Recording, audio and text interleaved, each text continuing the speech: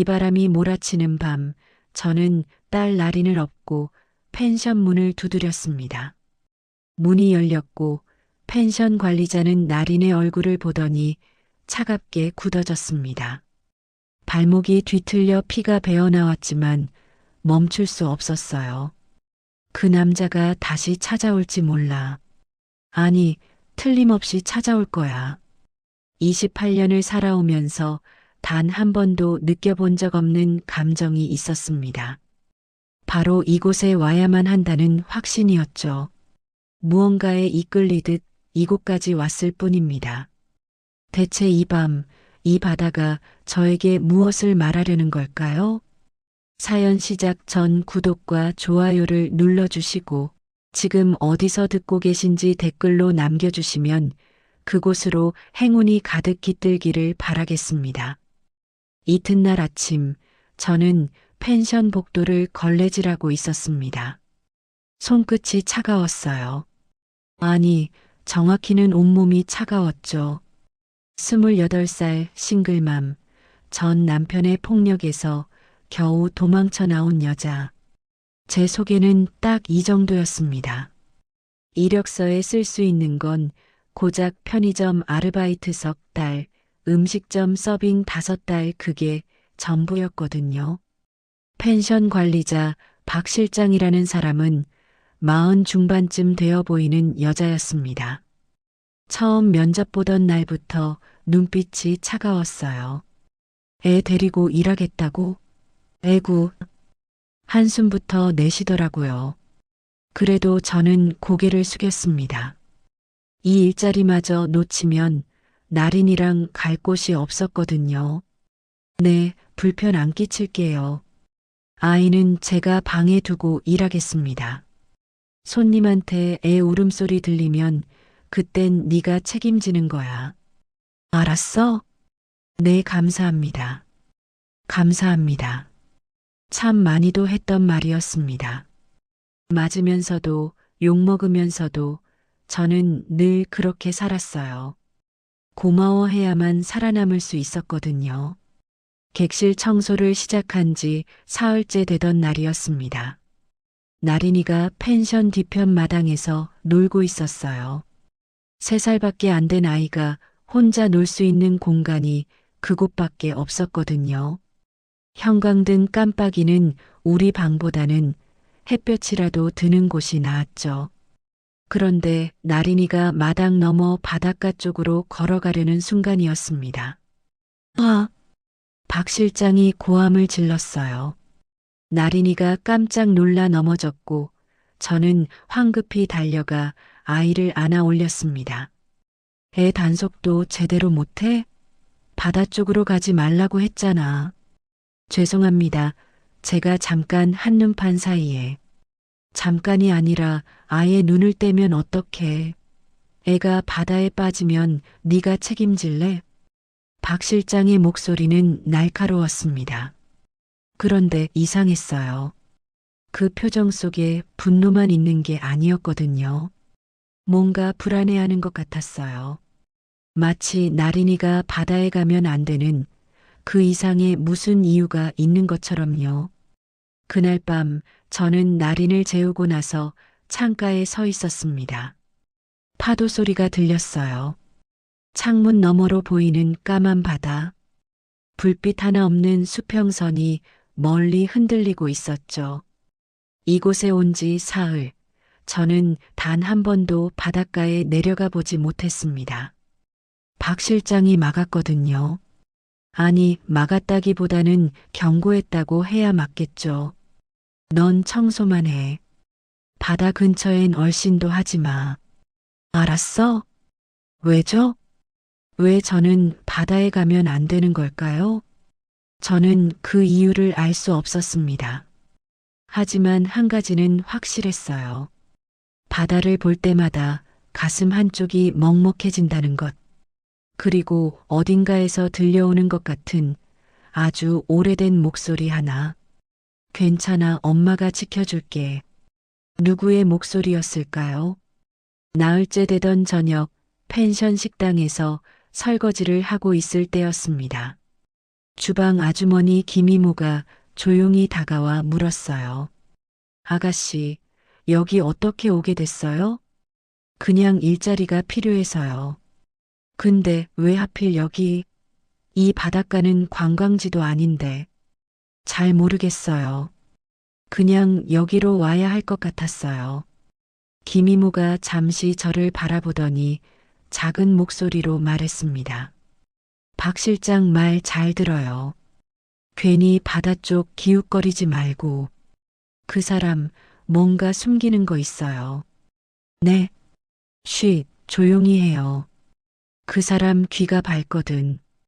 김이모는 더 이상 말하지 않았습니다. 하지만 저는 느낄 수 있었어요. 이 펜션에, 이 바닷가에 뭔가 숨겨진 비밀이 있다는 걸. 그리고 그 비밀이 어쩌면 저와 관련이 있을지도 모른다는 걸. 밤이 깊어졌습니다. 나린이 자는 얼굴을 바라보며 저는 생각했어요. 대체는 누구였을까? 제 기억은 거의 없습니다. 보육원에서 깨어난 이후부터만 희미하게 남아있을 뿐이에요. 그 전 기억은 아무것도 없어요. 보육원 선생님은 말했죠. 넌 바닷가에서 발견됐어. 아무 기억도 없이. 20해가 넘는 세월 동안 저는 한 번도 제 과거를 찾으려 하지 않았습니다. 무서웠거든요. 혹시 제가 알면 안 되는 진실이 있을까봐. 하지만 지금 이 바닷가에 서 있으면 뭔가가 저를 부르는 것만 같았습니다. 일주일째 되던 어느 오후였습니다. 펜션에 커다란 검은색 승용차 2대가 들어섰어요. 저는 그때 로비 화분에 물을 주고 있었는데 박 실장이 황급히 달려나가더군요. 평소와는 완전히 다른 모습이었습니다. 얼굴에 긴장이 가득했고 손까지 떨리는 게 보였어요. 차에서 내린 사람은 60 중반쯤 되어 보이는 부부였습니다. 회장님이라고 불리는 남자는 키가 크고 인상이 날카로웠어요. 하지만 그 옆에 선 사모님은 달랐습니다. 60이 넘었을 텐데도 자태가 우아했고 무엇보다 눈빛이 슬펐어요. 깊고 오래된 아주 오래 삭힌 듯한 슬픔이 그 눈 속에 담겨 있었죠. 어서 오십시오, 회장님. 이쪽으로. 박 실장이 허리를 거의 구부리다시피 하며 안내했습니다. 저는 황급히 물뿌리개를 들고 복도 구석으로 비켜섰어요. 이런 분들 앞에 서 있으면 안 될 것 같았거든요. 그런데 그때였습니다. 사모님의 시선이 제게 닿았어요. 멈칫하더니 그 자리에 멈춰 서셨습니다. 저는 고개를 숙였어요. 괜히 눈이 마주치면 실례가 될 것 같았거든요. 그런데 사모님은 계속 저를 보고 계셨습니다. 발소리도 멈췄고 숨소리조차 잠시 끊긴 것처럼 느껴졌어요. 여보, 회장님이 사모님을 불렀습니다. 그제야 사모님이 천천히 고개를 돌리셨어요. 아, 미안해요. 괜히. 사모님은 작게 중얼거리시며 로비를 빠져나가셨습니다. 하지만 그 뒷모습이 왠지 흔들리는 것 같았어요. 저는 그날 이상한 기분을 느꼈습니다. 마치 누군가가 제 얼굴을 보며 아주 오래된 기억을 떠올리는 것 같은 느낌이었거든요. 그날 저녁이었습니다. 저는 객실 복도를 청소하고 있었어요. 재벌 부부가 머무는 스위트룸은 2층 끝쪽이었는데 그 앞을 지나갈 때였죠. 문틈 사이로 목소리가 새어나왔습니다. 여보, 아까 그 직원 봤어요? 사모님의 목소리였습니다. 직원? 누구 말이요? 로비에서 물 주던 젊은 여자요. 글쎄, 잘 못 봤는데. 잠시 침묵이 흘렀습니다. 그러다 사모님이 다시 말씀하셨어요. 왠지 낯설지 않더라고요. 낯설지 않다니? 그냥 어디서 본 것 같은 느낌이었어요. 눈빛이 우리 은서랑 비슷한 것 같기도 하고. 은서. 그 이름을 듣는 순간 저는 숨이 멎었습니다. 당신 또 그러는 거요? 은서는 25년 전에 떠났잖소. 회장님의 목소리가 낮아졌습니다. 알아요, 알지만 그래도 혹시나는 없어요. 제발 이제 그만 놓아줘요. 당신도 나도 너무 오래 아파했소. 네. 사모님의 대답은 짧았지만 그 속에 담긴 무게는 엄청났습니다. 저는 그 자리를 조용히 벗어났어요. 가슴이 두근거렸습니다. 은서. 25년 전에 떠났다는 그 이름. 그게 대체 누구였을까요? 이튿날 아침이었습니다. 나린이가 펜션 앞마당에서 놀고 있었어요. 저는 주방에서 설거지를 하고 있었는데 갑자기 밖에서 사모님의 목소리가 들렸습니다. 아이고, 조심해야지. 깜짝 놀라 밖으로 나가보니 나린이가 넘어져서 무릎이 까진 상태였고 사모님이 아이를 일으켜 세우고 계셨어요. 죄송합니다. 제가 한눈을. 저는 황급히 달려가 나린을 안아 올렸습니다. 괜찮아요. 아이가 뛰어놀다 보면 넘어질 수도 있죠. 사모님은 부드럽게 웃으셨습니다. 그런데 그 눈빛이 계속 나린을 따라가고 있었어요. 몇 살이에요? 3살입니다. 3살 참 예쁜 나이네요. 사모님이 나린의 볼을 살짝 쓰다듬으셨습니다. 그 손길이 참 조심스러웠어요. 마치 깨질까봐 조심하는 것처럼요. 이름은요? 나린이요. 나린 좋은 이름이네요. 사모님은 한참을 나린을 바라보셨습니다. 그러다 문득 고개를 들어 제 얼굴을 보시더니 눈을 크게 뜨셨어요. 아가씨 혹시... 네, 아니에요. 그냥 저 아이 눈이 어디서 많이 본 것 같아서요. 사모님의 목소리가 떨렸습니다. 그 순간이었습니다. 박 실장이 급하게 달려왔어요. 사모님, 회장님께서 찾으십니다. 아, 네. 사모님은 아쉬운 듯 나린을 한 번 더 보시고는 천천히 펜션 안으로 들어가셨습니다. 하지만 그 뒷모습이 계속 뒤를 돌아보는 것 같았어요. 저는 그날 확신했습니다. 저와 나린이를 보는 사모님의 눈빛, 그 속에 뭔가 있다는 걸, 그리고 그것이 어쩌면 제가 평생 찾지 못했던 퍼즐의 한 조각일지도 모른다는 걸. 사흘이 지났습니다. 재벌 부부는 계속 펜션에 머물고 계셨어요. 원래는 이틀 예정이었는데 회장님이 일정을 연장하셨다고 하더군요. 이상했습니다. 이런 펜션에, 그것도 한적한 바닷가에 재벌이 일주일 넘게 머문다는 게 말이 안 됐거든요. 김이모도 수군거렸어요. 원래 매년 이맘때쯤 오시긴 하는데 올해는 유난히 오래 계시네. 매년 오세요? 응. 벌써 20년도 넘었을 거야. 꼭 이 계절에만 오셔. 왜요? 김이모가 잠시 망설이더니 작은 목소리로 말했습니다. 딸을 잃으신 날이 이맘때래. 바다에서. 저는 숨이 턱 막혔습니다. 바다에서 딸을 잃으셨다고요? 그날 오후 나린이가 뒷마당에서 놀다가 제게 달려왔습니다. 엄마 봐. 작은 손에 뭔가 쥐고 있었어요. 저는 몸을 숙여 나린의 손을 펼쳐보았습니다. 그 안에는 작은 패각 장식 목걸이가 있었습니다. 조개 껍데기 3개가 가느다란 끈에 엮여 있었고 가운데 조개에는 작은 글씨가 새겨져 있었어요.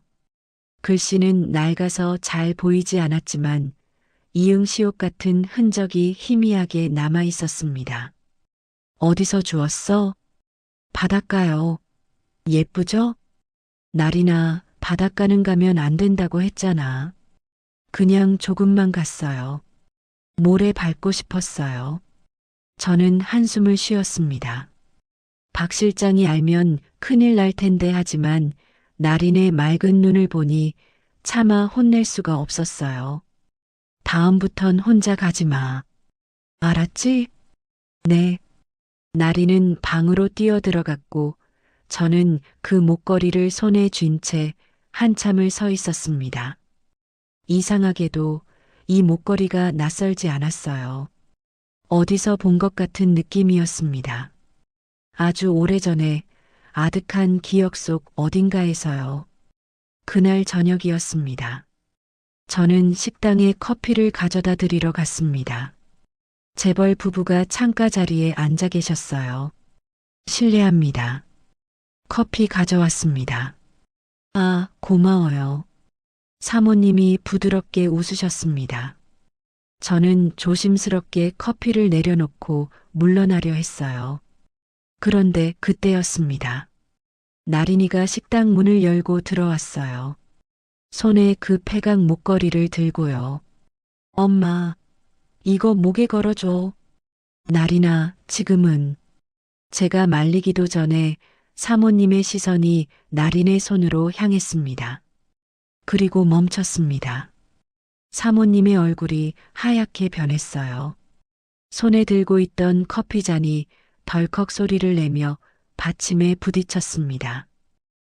저게. 사모님의 목소리가 떨렸습니다. 여보, 저것 좀 봐요. 회장님도 나린의 손을 보시더니 표정이 굳어지셨어요. 어디서 난 거야? 회장님의 목소리가 낮게 깔렸습니다. 저는 당황해서 나린의 손에서 목걸이를 받아들었어요. 죄송합니다. 아이가 바닷가에서 주워온 건데. 바닷가에서? 사모님이 벌떡 일어나셨습니다. 그리고 제 손에서 목걸이를 조심스럽게 받아드셨어요. 손이 떨리고 있었습니다. 심하게요. 이건.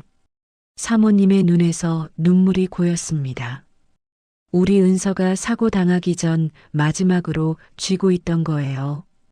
이걸 만들어줬었거든요. 제가 직접. 여보. 회장님이 사모님의 어깨를 감싸 안으셨습니다. 하지만 사모님은 목걸이에서 눈을 떼지 못하셨어요. 은서라고 새겨놨었어요. 이 가운데 조개에 25년이 지났는데도 아직 남아있네요. 사모님의 목소리가 흐느껴졌습니다. 저는 그 자리에 얼어붙었습니다. 은서. 그 이름이 또다시 들렸습니다. 그리고 그 목걸이가 25년 전 사고로 잃어버린 딸의 것이었다는 말. 그때였습니다. 사모님, 박 실장이 급하게 식당으로 들어왔어요. 얼굴이 창백했습니다. 잠깐만 밖에서 말씀 좀 나눌 수 있을까요? 지금은 좀 중요한 일입니다. 박 실장의 목소리가 다급했습니다. 그리고 제게 날카로운 눈빛을 보냈어요. 넌 아이 데리고 들어가 있어. 어서. 네. 저는 나린의 손을 잡고 식당을 나왔습니다. 하지만 복도 모퉁이에서 멈춰 섰어요. 박 실장의 목소리가 희미하게 들렸습니다. 사모님, 그냥 우연입니다. 바다의 흔한 조개 껍데기일 뿐이에요. 하지만 이 글씨는 착각이십니다. 세월이 오래되어 흐릿해진 거예요. 아니에요. 제가 직접 새긴 글씨인데 제가 모를 리가 없어요. 사모님의 목소리가 높아졌습니다. 사모님, 진정하십시오. 제발 이러시면 안 됩니다.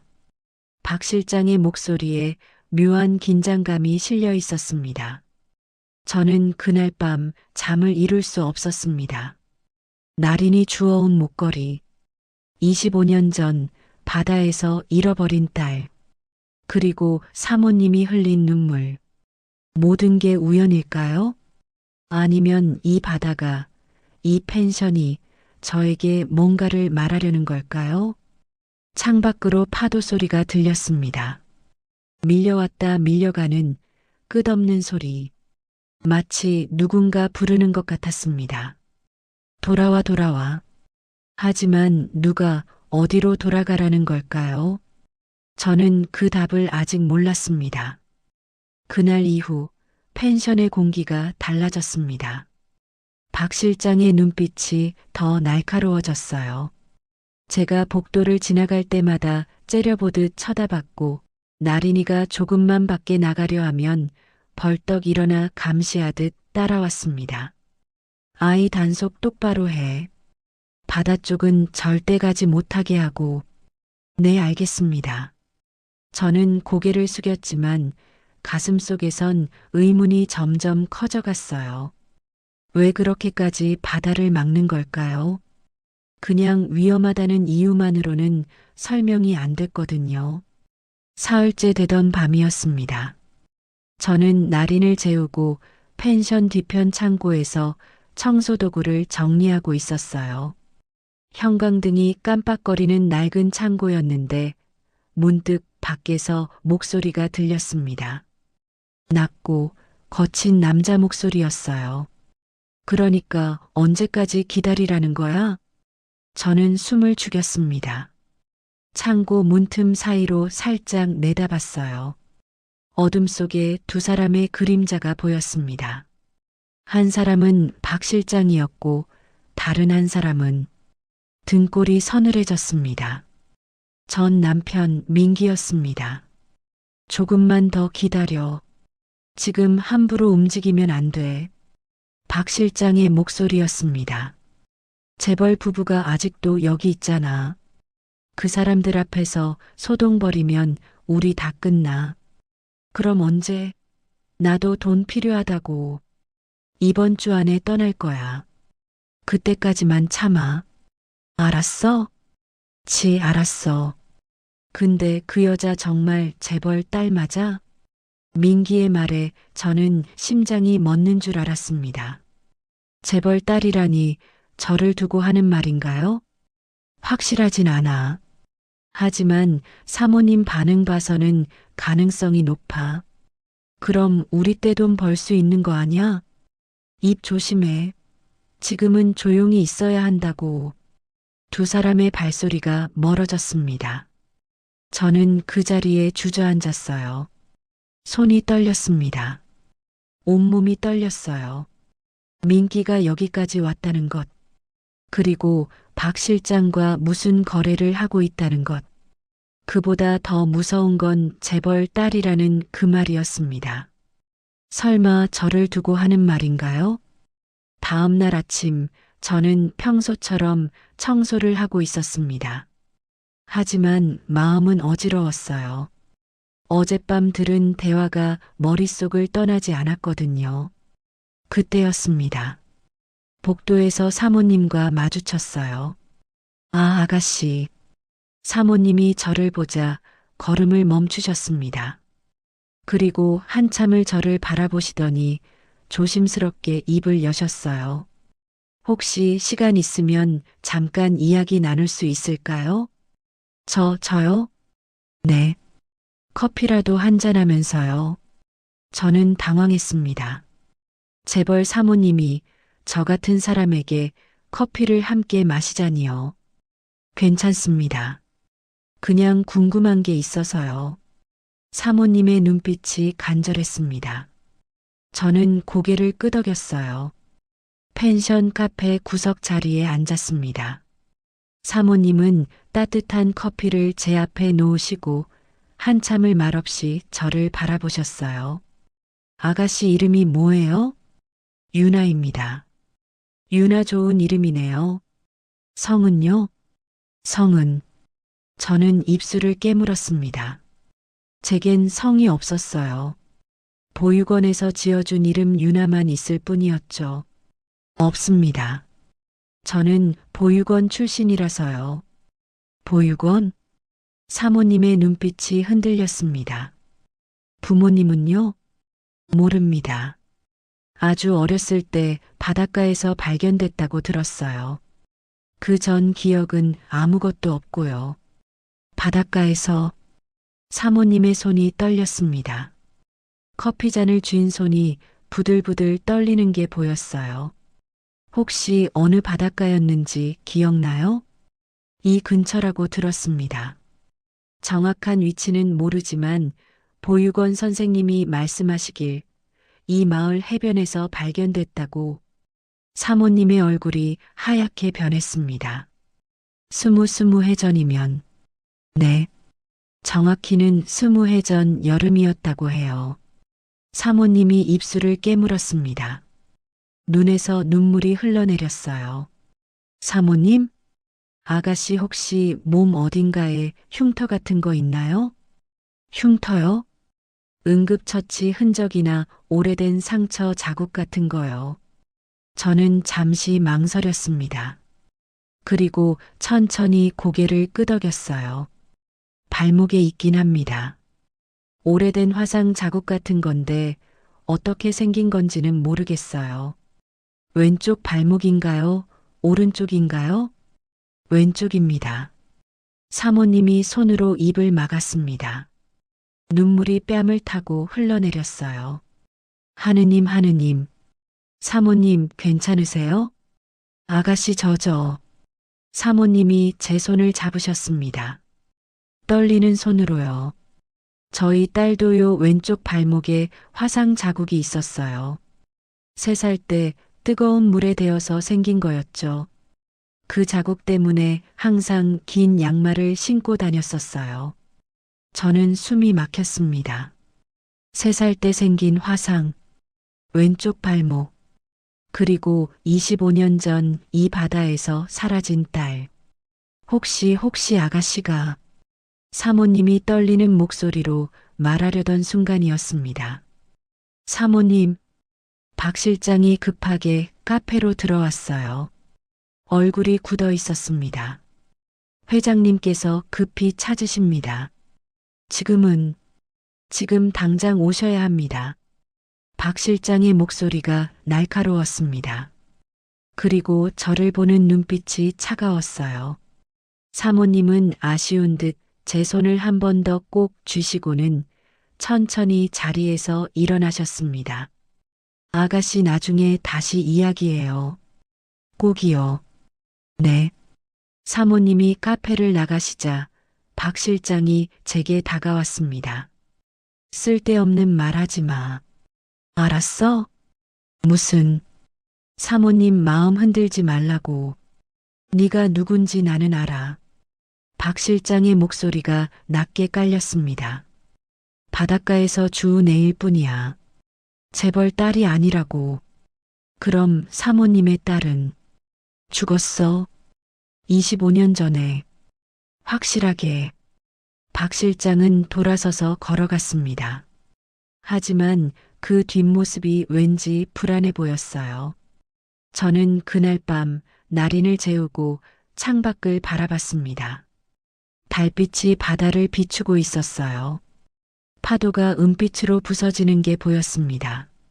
제 안에서 뭔가가 깨어나고 있었어요. 25년 동안 잠들어 있던 무언가가 천천히 눈을 뜨고 있었습니다.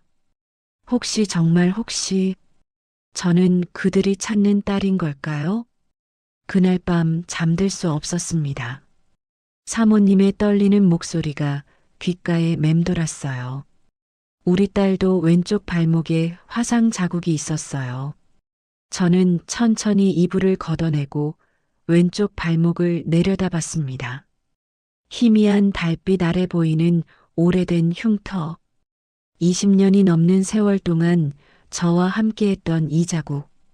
이게 진짜 그 딸의 흔적인 걸까요? 문득 제 머릿속에 희미한 장면 하나가 스쳤습니다. 따뜻한 물 아니, 뜨거운 물. 아야. 누군가 저를 안아올리는 느낌. 괜찮아, 엄마가 있어. 엄마가 지켜줄게. 저는 고개를 흔들었습니다. 이건 기억이 아니에요. 그냥 상상일 뿐이에요. 하지만 가슴 한쪽이 무너져 내리는 것 같았습니다. 이튿날 새벽 펜션은 고요했습니다.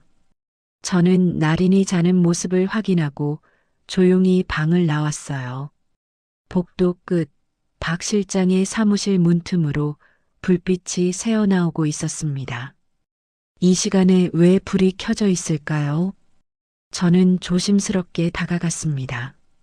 문틈 사이로 안을 들여다봤어요. 박 실장이 책상 서랍에서 낡은 서류 뭉치를 꺼내고 있었습니다. 그리고 그걸 태우려는 듯 라이터를 꺼냈어요. 이제 끝이야. 이제 아무도 모를 거야. 박 실장의 중얼거림이 들렸습니다. 저는 숨을 죽였어요. 심장이 쿵쾅거렸습니다. 그 서류 뭉치 중 하나가 바닥에 떨어졌습니다. 박 실장이 허리를 숙여줍는 순간 저는 서류에 적힌 글씨를 볼 수 있었어요. 조난사고 생존자 명단 마이너스 2000년 8월. 저는 숨이 멎었습니다. 2000년 8월. 그건 제가 바닷가에서 발견된 바로 그 시기였습니다. 누구야? 박 실장이 고개를 돌렸습니다. 저와 눈이 마주쳤어요. 저는 황급히 뒤로 물러났지만 박 실장이 문을 박차고 나왔습니다. 너 지금 뭘 본 거야? 아무것도. 거짓말하지 마. 내가 서류 본 거 다 알아. 박 실장이 제 팔을 붙잡았습니다. 힘이 셌어요. 아팠습니다. 왜 그러시는 거예요? 도대체 뭘 숨기시는 거예요? 입 닫혀. 너 같은 애가 알 필요 없어. 제가 재벌 부부의 딸인가요? 맞죠? 제가 소리쳤습니다. 박 실장의 얼굴이 일그러졌어요. 닥쳐. 내가 뭔데 감히. 제발 말씀해 주세요. 저는 알 권리가 있어요. 제가 누군지. 그때였습니다. 무슨 일이야? 복도 끝에서 회장님의 목소리가 들렸습니다. 사모님도 함께 서 계셨어요. 박 실장이 황급히 제 팔을 놓았습니다. 아닙니다. 그냥 방금 소리 들었어. 무슨 일인지 설명해봐. 회장님의 목소리가 차갑게 가라앉았습니다. 저는 떨리는 목소리로 말했어요. 회장님, 박 실장님이 서류를 태우려고 하셨어요. 2000년 8월 조난사고 생존자 명단이라고 적힌 서류요. 뭐? 회장님의 얼굴이 굳어졌습니다. 그게 무슨 소리야? 사실이 아닙니다. 이 여자가 거짓말을. 사무실 가봅시다. 회장님이 박 실장의 사무실로 걸어 들어가셨습니다. 사모님도 따라 들어가셨어요. 책상 위에는 아직 라이터와 서류 뭉치가 놓여 있었습니다. 회장님이 서류를 집어들었어요. 그리고 한 장 한 장 넘기기 시작했습니다. 얼굴이 점점 굳어졌어요. 이게 대체 이게 뭐야? 회장님, 그건 당신 25년 동안 우리한테 거짓말한 거야? 회장님의 목소리가 떨렸습니다. 조난사고 생존자가 있었어. 여자아이 4살 추정. 20년 전 8월 15일 발견. 기억상실 상태. 보육원 인계. 회장님이 서류를 읽다가 멈췄습니다. 사모님이 그 서류를 받아들었어요. 그리고 눈에서 눈물이 쏟아져 내렸습니다. 우리 은서가 우리 딸이 살아 있었다는 거예요? 25년 동안 살아 있었다는 거예요? 사모님, 그건 확실하지 않습니다. 그냥 생존자일 뿐이에요. 확실하지 않다고? 시기도 맞고, 나이도 맞고, 장소도 같은데? 회장님이 박 실장을 노려봤습니다. 당신 왜 우리한테 이 사실을 숨긴 거야? 왜? 박 실장이 입술을 깨물었습니다. 대답하지 않았어요. 회장님이 저를 돌아봤습니다. 아가씨 생년월일이 어떻게 돼요? 1995년 5월이라고 들었습니다. 정확하진 않지만 5월. 사모님이 무릎을 꿇었습니다. 우리 은서 생일이 5월이에요. 5월 12일. 여보, 회장님이 사모님을 부축했습니다. 하지만 사모님은 저를 향해 손을 뻗으셨어요. 아가씨 혹시 당신이. 저는 그 자리에 서서 떨고 있었습니다. 모든 게 무너져 내리는 것 같았어요. 제가 정말 그들의 딸인 걸까요? 그렇다면 25년 동안 저는 왜 몰랐던 걸까요? 그리고 박 실장은 왜 이 모든 걸 숨긴 걸까요? 이튿날 아침 회장님은 비서를 불렀습니다. 20년 전 이 지역 병원 기록 전부 확인해. 조난사고 관련 환자 기록, 경찰 신고 내역, 뭐든 찾을 수 있는 건 다 찾아. 알겠습니다. 사모님은 제 방 앞에 서 계셨어요. 조심스럽게 문을 두드리셨죠. 아가씨 들어가도 될까요? 네. 문을 열자 사모님이 떨리는 손으로 제 손을 잡으셨습니다. 미안해요. 25년 동안 당신을 못 찾아서. 사모님, 아직 확실한 건 아니잖아요. 아니에요. 저는 느껴요. 당신이 우리 은서라는 걸. 사모님의 눈에서 눈물이 흘러내렸습니다. 저도 모르게 눈물이 났어요. 만약 정말 제가 그 딸이라면 25년이란 세월은 대체 뭐였을까요? 오후 회장님의 비서가 돌아왔습니다. 회장님, 자료 찾았습니다. 비서가 건넨 서류를 회장님이 펼쳤어요. 저와 사모님도 함께 들여다봤습니다. 혜성병원 응급실 기록 마이너스 2000년 8월 15일. 여자아이 추정 4살. 바닷가에서 발견. 저체온증, 탈수, 왼쪽 발목 화상 흔적. 기억상실 증세. 보호자 없음. 회장님의 목소리가 떨렸습니다. 왼쪽 발목 화상 시기도 맞고 위치도 맞아. 그런데 이상한 게 있습니다. 비서가 다른 서류를 꺼냈어요. 병원 측에서 경찰에 신고했는데 사흘 후에 신고가 취소됐습니다. 취소? 왜? 이유가 기록돼 있지 않습니다. 다만 병원비는 누군가 익명으로 지불했다고 나와 있어요. 익명? 회장님의 얼굴이 굳어졌습니다. 그럼 누군가 의도적으로 이 아이의 신원을 숨긴 거네요. 그렇게 보입니다. 저는 가슴이 답답했어요. 누가 왜 저를 숨긴 걸까요?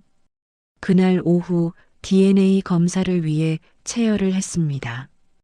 병원 복도를 걸어 나오는데 뒤에서 누군가 제 이름을 불렀어요. 유나야. 뒤돌아보니 민기였습니다. 등골이 서늘해졌어요. 왜 여기까지? DNA 검사하러 왔다며? 재벌 딸 되려고? 민기가 비웃듯 웃었습니다. 운 좋네. 나한테 맞아가며 살던 년이 재벌 딸이었다니. 꺼져요. 당신이랑은 끝났어요. 끝? 우리 사이가 끝나? 민기가 제 팔을 붙잡았습니다. 너 20년 전 일 기억나? 무슨 소리예요? 내가 널 발견했어. 바닷가에 쓰러져 있던 걸. 저는 숨이 턱 막혔습니다. 거짓말. 거짓말 아니야. 박 실장도 알아. 내가 발견하고 신고했는데 박 실장이 돈 줘가며 입 막았거든. 왜 그랬어요? 그건 나도 몰라. 하지만 한 가지는 확실해. 박 실장, 그 여자 뭔가 숨기고 있어. 민기가 제 귀에 대고 속삭였습니다. 재벌 딸 되면 나한테 5천만 원만 줘. 그럼 조용히 사라져 줄게. 안 그러면요? 재미있는 비밀 하나 폭로해야겠지. 내가 알면 충격받을 만한 거. 민기는 웃으며 가버렸습니다. 저는 그 자리에 주저앉았어요. 손이 떨렸습니다. 민기가 알고 있는 비밀이 뭘까요? 펜션으로 돌아오니 김이모가 저를 조심스럽게 불렀습니다. 아가씨 잠깐만요. 네, 박 실장 말이에요. 25년 전에도 이 펜션에서 일했어요. 네, 그때도 관리자였죠. 근데 사고 난 날 박 실장이 해변에 있었대요. 저는 숨이 멎었습니다. 사고 난 날이요? 네, 마을 사람들이 봤대요. 박 실장이 바닷가에서 누군가랑 다투는 걸. 누구랑요? 그건 모르겠어요. 근데 그 직후에 조난사고가 났거든요. 회장님 딸이 실종된 거. 김이모가 주변을 살피더니 작은 목소리로 말했습니다. 혹시 박 실장이 뭔가 알고 있는 거 아닐까요? 사고랑 관련해서요. 저는 온몸이 얼어붙었습니다. 박 실장이 사고 현장에 있었다고? 그날 저녁 저는 박 실장의 사무실 앞을 지나가다 멈췄습니다. 안에서 전화 통화하는 소리가 들렸어요. 그러니까 조용히 좀 해. 지금 회장님이 다 뒤지고 있다고. 박 실장의 목소리였습니다. 다급했어요. 25년 전 일이 드러나면 우리 다 끝나. 알아? 잠시 침묵이 흘렀습니다. 돈 얼마나 더 줘야 돼? 이미 충분히 줬잖아. 또 침묵. 알았어, 알았다고. 2천만 원 더 줄게. 근데 이번이 마지막이야. 알았지? 전화가 끊어졌습니다. 저는 황급히 복도 모퉁이로 몸을 숨겼어요. 사무실 문이 열리고 박 실장이 나왔습니다. 얼굴이 창백했어요. 손에 든 휴대폰이 떨리고 있었습니다. 박 실장이 복도를 지나가고 저는 그 자리에 멈춰 섰습니다. 25년 전 일, 박 실장이 누군가에게 계속 돈을 주고 있다는 것, 그리고 그 비밀이 드러나면 끝난다는 말. 대체 무슨 일이 있었던 걸까요? 그날 밤 저는 창밖을 바라봤습니다. 달빛이 바다를 비추고 있었어요. 파도 소리가 들렸습니다. 25년 전 이 바다에서 무슨 일이 있었던 걸까요? 그리고 박 실장은 왜 그렇게까지 숨기려는 걸까요? 다음 날이 DNA 검사 결과가 나오는 날이었습니다. 진실이 드러날 것입니다. 하지만 저는 느낄 수 있었어요. 진짜 진실은 그 검사 결과보다 훨씬 더 깊은 곳에 있다는 걸. 그리고 그 진실이 드러나는 순간 모든 게 뒤집힐 거라는 걸. 사흘이 지났습니다. DNA 검사 결과가 나오는 날이었어요. 펜션 거실에 회장님, 사모님, 그리고 저, 이렇게 셋이 앉아 있었습니다. 나린이는 김이모가 봐주고 계셨어요. 비서가 봉투를 건넸습니다. 결과 나왔습니다. 회장님이 떨리는 손으로 봉투를 뜯었어요. 서류를 꺼내 천천히 읽기 시작했습니다. 시간이 멈춘 것 같았어요. 회장님의 얼굴이 굳어졌다가 천천히 풀어졌습니다. 눈에 눈물이 고였어요. 일치합니다. 99.99% 친자 관계가 확실합니다. 사모님이 저를 안았습니다. 은서야 정말 내가 맞구나. 저도 눈물이 났어요. 25년 만에 처음으로 제 진짜 가족을 찾았습니다. 하지만 기쁨도 잠시. 회장님이 비서에게 물었습니다. 박 실장 어디 있어? 지금 사무실에 있습니다. 데리고 와. 당장. 회장님의 목소리가 차갑게 가라앉았습니다. 잠시 후 박 실장이 거실로 들어왔습니다. 얼굴이 창백했어요. 이미 다 알고 있다는 표정이었습니다. 앉아. 회장님이 말했습니다. 박 실장은 천천히 소파에 앉았어요. 고개를 숙이고 있었습니다. 25년 동안 왜 숨긴 거야? 죄송합니다. 죄송하다고? 우리가 얼마나 아파했는지 알아? 딸을 잃었다고 생각하며 얼마나 울었는지 알기나 해? 회장님의 목소리가 떨렸습니다. 박 실장이 고개를 들었어요. 눈에 눈물이 고여 있었습니다. 알고 있었습니다. 다 알고 있었어요. 그럼 왜 우리한테 말 안 한 거야? 말씀드릴 수가 없었습니다. 왜? 박 실장이 손을 떨었습니다.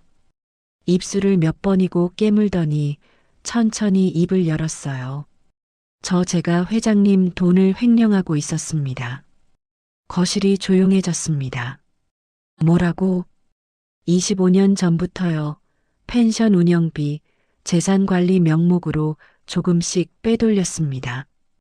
회장님이 주먹을 쥐었습니다. 얼마나?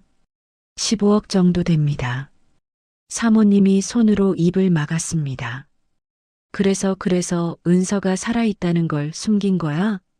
내 은서 양이 돌아오면 유산 상속 문제로 회계 감사가 들어올 거라고 생각했습니다. 그럼 제 횡령이 들통날 테니까요. 박 실장의 목소리가 흐느껴졌습니다. 병원비도 제가 냈습니다. 익명으로요. 경찰 신고도 제가 취소시켰고요. 은서 양이 보육원에 가게끔 모든 걸 조작했습니다. 저는 온몸이 얼어붙었습니다. 돈 때문이었다고요? 제 25년이 단지 돈 때문이었다고요? 그럼 민기는? 그 남자는 어떻게 된 거야? 회장님이 물었습니다.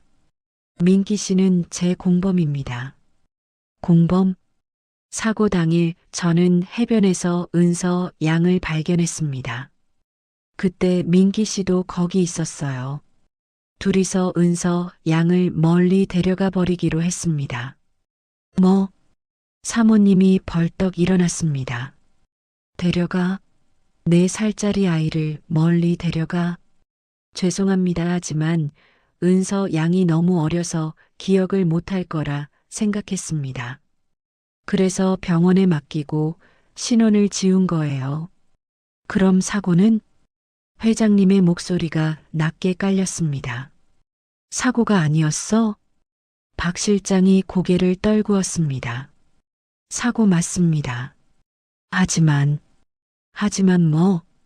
제가 은서 양을 제대로 못 봤습니다. 그날 사모님께서 은서 양을 제게 맡기셨는데 저는 전화 통화 때문에 한눈을 팔았어요. 그 사이에 은서 양이 바다로 들어간 겁니다. 사모님이 주저앉았습니다. 그럼 당신 책임이었다는 거야? 은서가 바다에 빠진 게 제 잘못입니다. 그래서 더 숨길 수밖에 없었습니다. 제 과실이 밝혀지면 횡령까지 들통날 테니까요. 박 실장이 바닥에 무릎을 꿇었습니다. 죄송합니다. 정말 죄송합니다. 저는 그 모습을 보며 가슴이 무너져 내렸습니다. 25년 동안 저를 숨긴 이유가 횡령을 감추려는 것뿐이었다니요. 그때였습니다. 현관문이 벌컥 열렸어요. 민기가 들어왔습니다. 야, 박 실장, 돈 준비됐어? 민기는 저희를 보고 멈칫했습니다. 회장님이 일어섰어요. 당신이 민기로군. 누구세요? 경찰 불러. 회장님이 비서에게 말했습니다. 뭐? 경찰? 야, 잠깐만. 민기가 도망치려 했지만 비서와 운전기사가 막아섰습니다.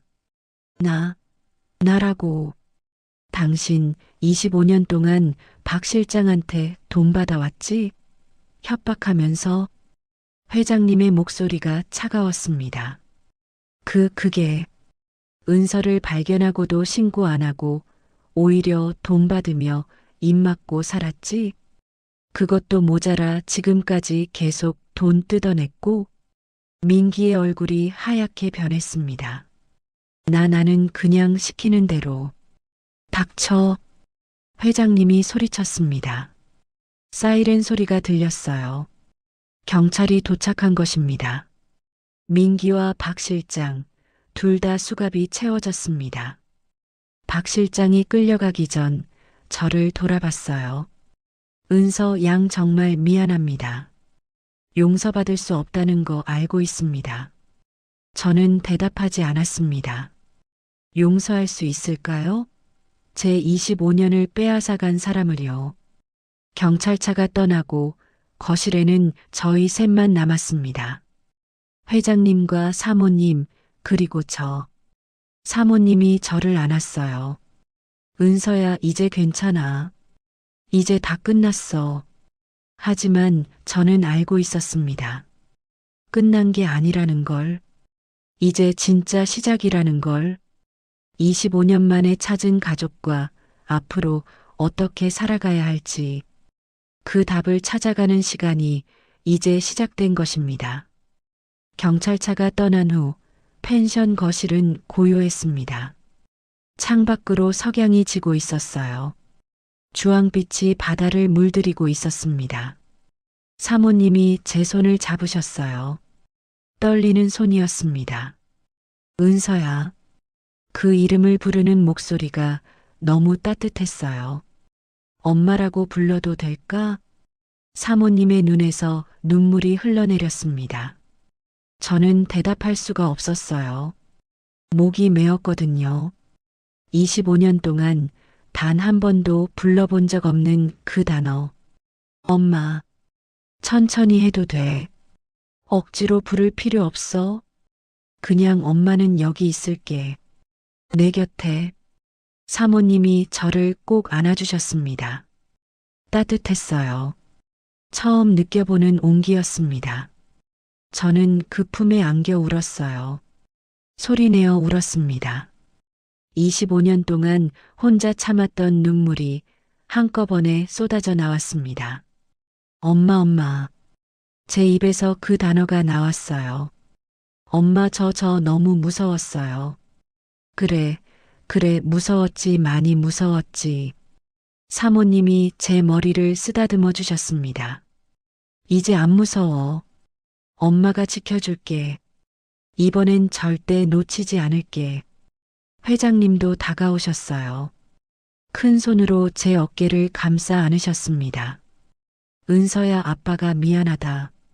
그때 제대로 지켜주지 못해서. 회장님의 목소리가 떨렸습니다. 아빠 목소리 들리니? 내가 3살 때 아빠가 자장가 불러줬잖아. 기억나니? 저는 고개를 저었어요. 기억나지 않았습니다. 하지만 왠지 낯설지 않았어요. 괜찮아. 기억 안 나도 괜찮아. 이제부터 새로 만들면 되니까. 회장님이 저를 안아주셨습니다. 서툴렀지만 따뜻했어요. 그때였습니다. 나린이가 방에서 나왔어요. 졸린 눈으로 저를 봤습니다. 엄마, 왜 울어? 저는 나린을 안아 올렸습니다. 엄마, 안 울어. 기뻐서 그래. 기뻐서 울어? 응. 그럴 때도 있어. 사모님이 나린을 보시며 웃으셨어요. 이 아이가 우리 손녀구나. 내 나린이에요.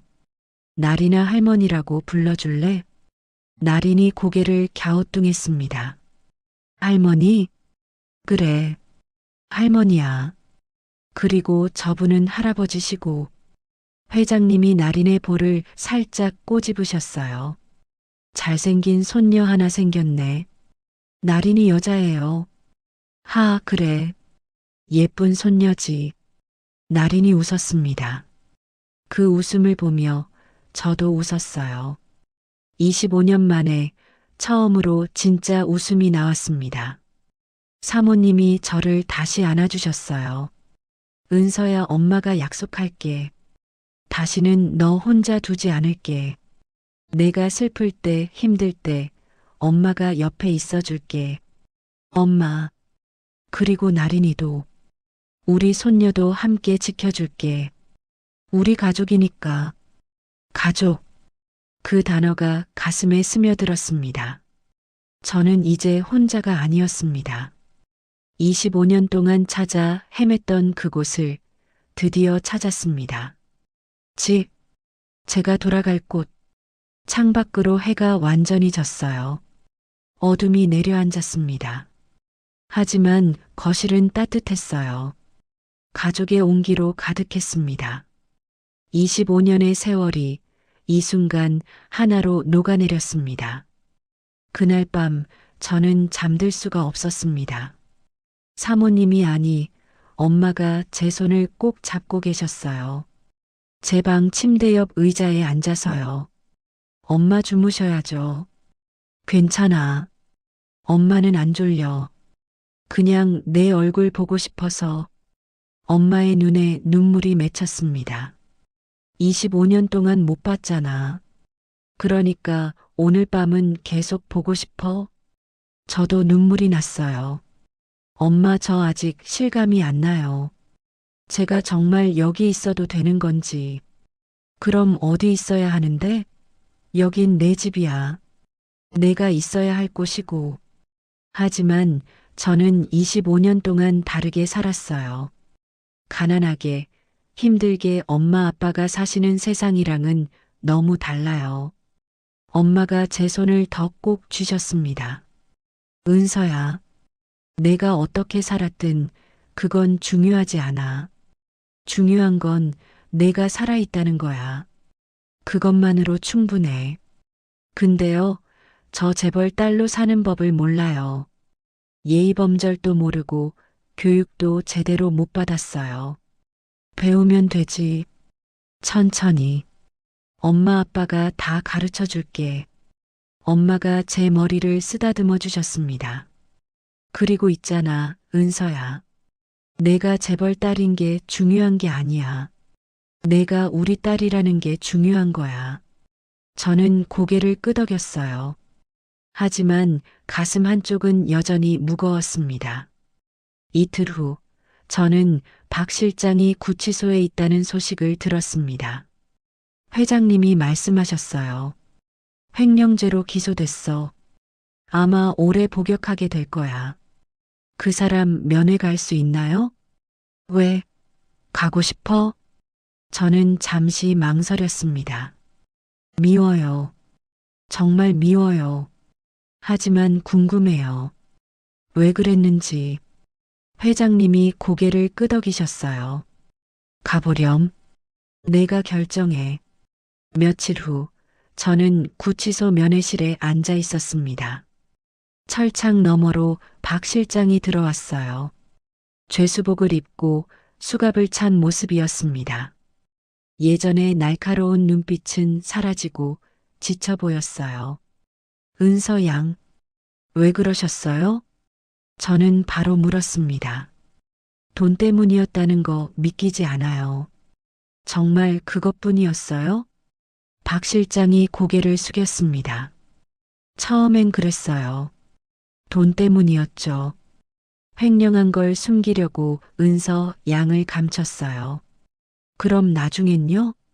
20년이 넘는 세월 동안요? 무서웠어요. 박 실장의 목소리가 떨렸습니다. 진실을 말하는 게 너무 무서웠어요. 은서 양이 돌아오면 제가 저지른 일들이 다 밝혀질 테니까요. 그래서 계속 숨겼어요. 하루하루 미루다 보니 25년이 됐더라고요. 저는 입술을 깨물었습니다. 후회하세요? 네, 매일 후회했어요. 은서 양 얼굴 볼 때마다요. 하지만 돌이킬 수 없더라고요. 이미 너무 늦었으니까요. 박 실장이 고개를 들었어요. 눈에 눈물이 고여 있었습니다. 용서해달라고 할 수 없어요. 그럴 자격도 없고요. 그냥 미안합니다. 정말 죄송합니다. 저는 일어섰습니다. 용서할 수 없어요. 아마 평생 용서 못할 거예요. 네, 알고 있습니다. 하지만 이해는 해요. 사람이 두려움 때문에 잘못된 선택을 한다는 거요. 박 실장이 고개를 숙였습니다. 저는 면회실을 나왔어요. 가슴이 답답했지만 조금은 가벼워진 것 같았습니다. 펜션으로 돌아오니 나린이가 회장님 무릎에 앉아 있었어요. 할아버지, 이건 뭐예요? 이건 말이야, 배 모형이란다. 할아버지가 어렸을 때 만든 거지. 우와, 진짜 배예요? 응, 진짜 배랑 똑같이 만든 거야. 회장님이 환하게 웃으셨어요. 저는 그 모습을 보며 미소 지었습니다. 엄마가 제 옆에 다가오셨어요. 은서야, 이제 우리 집으로 가자. 서울에 있는 집으로. 네. 거기서 새로 시작하는 거야. 너랑 나린이랑 우리 넷이서. 저는 고개를 끄덕였습니다. 새로운 시작. 두렵기도 했지만 기대도 됐어요. 25년의 세월은 지울 수 없습니다. 그 시간 동안 겪었던 아픔도, 외로움도, 상처도요. 하지만 이제 앞으로 나아갈 수 있을 것 같았습니다. 가족과 함께라면요. 한 달이 지났습니다. 저는 서울에 있는 회장님 댁으로 이사했어요. 나린이와 함께요. 처음 그 큰 집에 들어섰을 때 숨이 막힐 것 같았습니다. 제가 살던 좁은 방과는 너무 달랐거든요. 은서야, 이 방이 내 방이야. 엄마가 2층 끝쪽 방문을 열어주셨어요. 넓었습니다. 창문 너머로 정원이 보였고 햇살이 따뜻하게 들어왔어요. 여기서 제가 살아도 되는 거예요? 그럼. 원래 내 방이었는데 25년 동안 그대로 둔 거야. 엄마가 방 안쪽 벽을 가리키셨어요. 작은 사진 액자들이 걸려 있었습니다. 3살 때 제 사진이었어요. 웃고 있는 얼굴. 엄마 아빠와 함께 찍은 사진. 기억 안 나지? 네, 미안해요. 미안할 거 없어. 지금부터 새로 만들면 되니까. 엄마가 제 손을 잡아주셨습니다. 그날부터 저는 천천히 적응해 나갔습니다. 아침마다 식탁에서 가족과 함께 밥을 먹었어요. 아빠가 신문을 읽으시고 엄마가 커피를 따라주시고 나린이가 제잘거리는 모습, 평범했지만 따뜻했습니다. 어느 날 저녁이었습니다. 아빠가 서재로 저를 부르셨어요. 은서야, 이리 와서 앉아. 네. 아빠가 낡은 상자 하나를 꺼내셨습니다. 이거 내가 3살 때 가지고 놀던 장난감들이야. 상자를 열자 작은 인형들과 블록들이 나왔어요. 아빠가 하나도 버리지 못했어. 언젠가 내가 돌아올 거라고 믿었거든. 아빠의 목소리가 떨렸습니다. 은서야, 아빠가 미안하다. 그때 제대로 지켜주지 못해서 내가 25년 동안 혼자 힘들게 살게 만들어서. 아빠는 매일 바다를 봤어. 내가 혹시 돌아올까봐. 그래서 펜션도 그대로 두고 매년 그 바닷가를 찾아갔던 거야. 아빠가 저를 안아주셨어요. 이제 돌아왔으니까 다시는 놓지 않을게. 약속한다. 저는 아빠 품에 안겨 울었습니다. 아빠, 저도 사랑해요. 기억은 안 나지만 마음으로는 느껴져요. 아빠가 저를 얼마나 사랑하는지. 그래, 그거면 됐어. 그거면 충분해. 몇 주가 더 지났습니다. 저는 엄마와 함께 그 바닷가 펜션을 다시 찾아갔어요. 파도가 밀려왔다 밀려가고 있었습니다. 바람이 불었어요. 엄마, 여기가 제가 사라진 곳이에요? 응, 바로 저기. 엄마가 백사장 쪽을 가리키셨어요. 저는 천천히 그곳으로 걸어갔습니다. 모래를 밟으며 파도 소리를 들으며요. 이상하게도 무섭지 않았어요. 엄마, 이제는 안 무서워요. 그래? 네. 이 바다가 저를 빼앗아 갔지만 결국 돌려보냈잖아요. 엄마한테로. 엄마가 제 손을 잡으셨습니다. 그래, 은서야. 바다는 널 지켜준 거야. 25년 동안 널 살려준 거야. 저희는 파도를 바라봤습니다. 햇살이 수면을 반짝이게 만들고 있었어요. 엄마, 저 이제 행복해도 되는 거죠? 그럼, 당연하지. 내가 행복한 게 엄마 아빠 소원이야.